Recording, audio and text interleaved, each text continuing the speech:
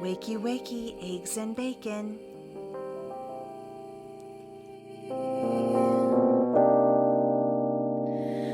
Ready or not, let's get scared. Here I come.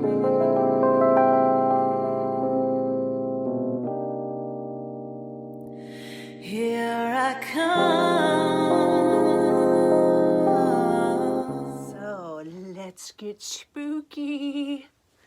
All right, so I'm going to tell you a quick little story, and this is another one of my Thriller Thursday stories. Please like and subscribe if you haven't already, and smash that bell.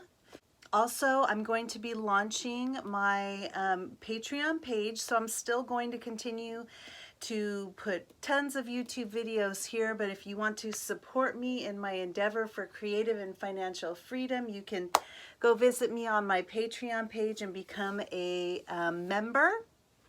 And there's 3 different tiers, and I would greatly appreciate it. But don't worry, you are not going to lose my content here. I'm still going to keep doing it, and I still am trying to grow it. So I am at 55 now, and so we hit that 50 goal, but I want to get it to 60 now. So if you're watching for the first time, help me do that by subscribing.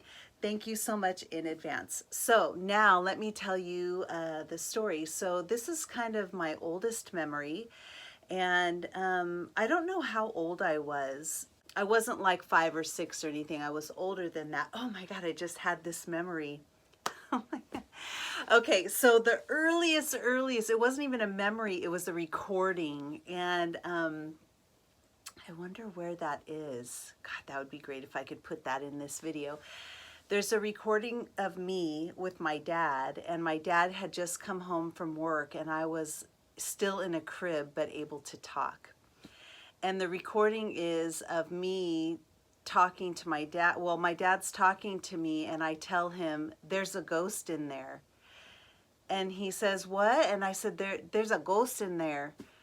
And and that was the first thing. He just says, there's a ghost. And so the whole conversation is about a ghost. But that's the first memory of me seeing ghosts. I was still in the crib. Fast forward later, I'm in the house on Bainbridge. This is where all of, you know, kind of the spirit activity. And if you haven't seen my other videos, there's 2 videos before on Thriller Thursday, my haunted house on Bainbridge Street 1 and 2. This is another one where this is kind of my first memory of really understanding that there was something going on with me seeing spirits. And I just remember I woke up in the middle of the night and I had no blanket on me, and I remember being really, like, just being chilled. And I remember as I was coming to and waking up, I kind of looked up at the ceiling and something behind me caught my eye. There were 3 people behind me, like literally look right behind me and looking down at me, like, you know, like looking down at me, and they were just staring at me. And I remember being terrified because I didn't know these faces. I didn't know who these people were, and they were staring at me. And I just remember feeling so terrified. They didn't do anything or say anything, but I was so terrified that I couldn't move.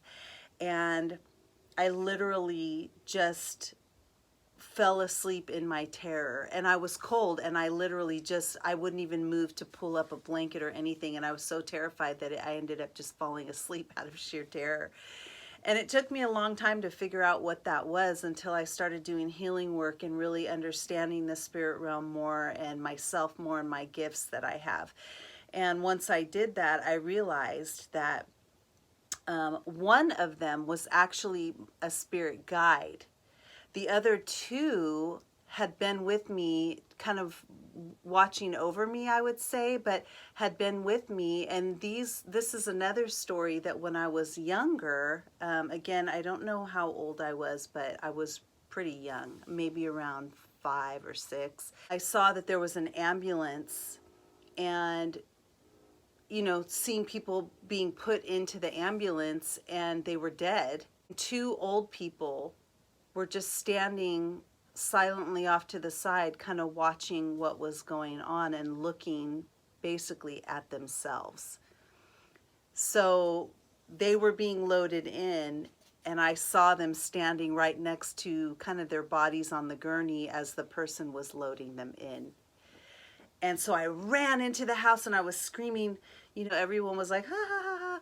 She tells so many good stories. She's such a storyteller. But these things were real to me. And those are the people that I feel are the ones that actually were there, because later on in my my healing, I realized that one of them, actually it was my first Reiki teacher that said, because we talked about this, she said, one of them is your spirit guide. The other two are tag-alongs. They were human, so there's nothing bad, but they're tag-alongs. And when she said that, I realized, because you start going through where you could have picked them up, and that's when the memory came to me that, oh yeah, I remember that incident, and they were with me, you know, kind of through my life. I don't know whether they tagged along the entire time or they just came back and checked in on me because I could see them. I never asked their names or anything like that. And at a certain point, when I realized that, I called in all my own energy and I released all energy that wasn't mine back to the universe with love. And any energy that was not my own, or any spirits that were around me, that they could go back to the light and to the love. And that my guide or guides can stay with me. I know now I have more than one guide.